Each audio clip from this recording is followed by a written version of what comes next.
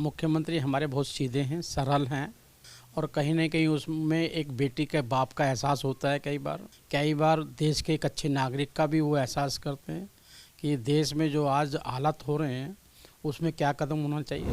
उत्तराखंड की सह प्रभारी रेखा वर्मा उत्तराखंड सरकार का हेलीकॉप्टर लेकर अपने संसदीय क्षेत्र हैं, जिसके बाद कांग्रेस पार्टी लगातार उन पर निशाना साध रही है। हमारे साथ बातचीत के लिए मौजूद हैं बीजेपी के उत्तराखंड के प्रभारी और राष्ट्रीय उपाध्यक्ष दुष्यंत गौतम जी। सर, जिस तरीके के आरोप लग रहे हैं, कांग्रेस पार्टी खासतौर से आरोप लगा रही है कि सरकारी संसाधनों का प्राइवेट इस्तेमाल किया गया। कांग्रेस ऐसे आरोप लगाने का मुझे लगता है उनका कोई नैतिक मूल्य नहीं बनता। जो लोग सरकारी मशीनरी का, सरकारी संपदा का, सरकार का सारा दुरुपयोग कराकर जिस कांग्रेस के राष्ट्रीय अध्यक्ष और पूर्व वर्तमान के अध्यक्ष हैं, दोनों माँ बेटे जमानत पे छुट्टे हों, वो कैसे आरोप लगा सकते हैं। हेलीकॉप्टर गया है, मंत्री लेके गए हैं, उत्तराखंड के मंत्री को दायित्व है, वो लेके आ सकते हैं हेलीकॉप्टर कभी, और उसमें 5 सीटें होती हैं, कोई भी बैठ के जा सकता है उसमें। आप उसमें रेखा वर्मा जी को क्यों देख रहे हैं? और भी तो 4 लोग गए थे वहाँ पर। तो ये आरोप का निराधार है। वो मंत्री अपने काम से वहाँ पे गए थे तो वो उनके साथ में चली गई। सर, क्या इसको आप उचित मानते हैं कि उत्तराखंड सरकार के मंत्री उत्तर प्रदेश में हेलीकॉप्टर लेकर जाते हैं, वो उसमें साथ प्रभारी रहती हैं और इस तरीके के फिर अब आरोप प्रत्यारोप शुरू हो रहे हैं? नहीं, आरोप प्रत्यारोप देखो, विपक्ष से हम कोई पक्ष की बात तो समझ ही नहीं सकते। विपक्ष को आप हलवा भी खिलाओगे ना, स्वादिष्ट हलवा है और ये मीठा है, तो वो कहेंगे नहीं नहीं हलवा तो फीका था, चीनी मीठी थी इसके अंदर। तो आरोप तो हर बात पे वो लगा सकते हैं। मंत्री है, कहीं भी जा सकते हैं मंत्री, किसी विषय को लेके जा सकते हैं कहीं भी, क्यों नहीं जा सकते मंत्री?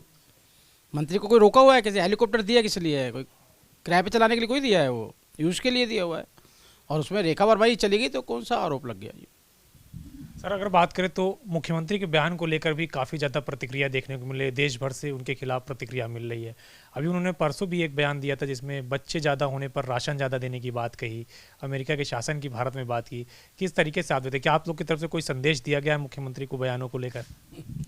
नहीं, देखिएगा, मुख्यमंत्री हमारे बहुत सीधे हैं, सरल हैं और कहीं न कहीं उसमें एक बेटी के बाप का एहसास होता है। कई बार देश के एक अच्छे नागरिक का भी वो एहसास करते हैं कि देश में जो आज हालात हो रहे हैं उसमें क्या कदम होना चाहिए। और मुझे मानना है कि वो एक अच्छे नागरिक और राष्ट्रवादी होने के नाते ये बातें कहते हैं। उन्होंने पहले भी जीन्स के लिए कुछ मना नहीं किया था, लेकिन फटी जीन्स हमारे संस्कारों संस्कृति में कहा जाता है फटे हुए कपड़े नहीं पहनना चाहिए। लेकिन वो आज मुख्यमंत्री हैं, एक राजनीतिक दल के भी मुख्यमंत्री हैं, जनता के भी मुख्यमंत्री हैं। तो सबों की भावनाओं को ध्यान में रखते हुए मेरे ख्याल अगर किसी को ठेस पहुंचती हो तो ऐसा वक्तव्य नहीं देना चाहिए। क्या पार्टी की तरफ से उनसे कहा गया कि इस तरीके के वक्तव्य से बचें, या फिर पार्टी ने उनको कोई संदेश दिया या नहीं दिया? नहीं, पार्टी तो लगातार संवाद करती है, सभी से संवाद करती है। हमारे आदरणीय राष्ट्रीय अध्यक्ष भी और आदरणीय प्रधानमंत्री जी भी बार बार कहते हैं कि जो मेरे आगे ये माइक लगा हुआ है इससे बचना चाहिए। लेकिन आप लोग छोड़ते नहीं हैं, कुछ ना कुछ निकलवाते रहते हैं, कहते रहते हैं। तो एक बार और हो सकता है उनके मन में उनका एक बेटी के पिता और ये सारा एहसास निकला हो, इस कारण से सब कुछ हुआ है। लेकिन बहुत सच्चे और अच्छे ईमानदार आदमी हैं। सर, एक आखिरी सवाल है, सल्ट विधानसभा पर उपचुनाव होना है, उम्मीदवार कब तक फाइनल हो जाएगा और क्या रणनीति रहेगी आप लोगों को विधानसभा उपचुनाव को लेकर? देखिए, सल्ट विधानसभा चुनाव में हम पूरी ताकत से लगे हैं। हमने पन्ना प्रमुख तक वहाँ पे बना ली हैं, बूथ तक हम जा चुके हैं, लोगों से मिलना चल रहा है। अभी पीछे जो रेखा वर्मा जी की आप बात करें, वो वहाँ पर गई थी, बैठक लेके आई हैं और जो वहाँ पे कोर ग्रुप ने निर्धारित किया है, 1-2 नाम जो भी दिए मुझे जानकारी में, मैं उस बैठक में था नहीं, नाम दिए वो नाम वो दिल्ली ले आई हैं।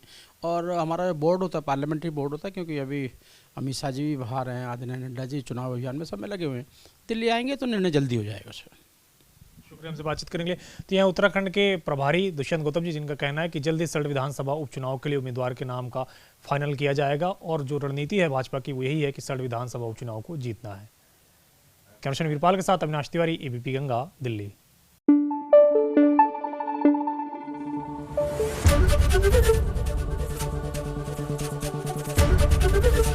एबीपी गंगा, खबर आपकी, जुबान आपकी।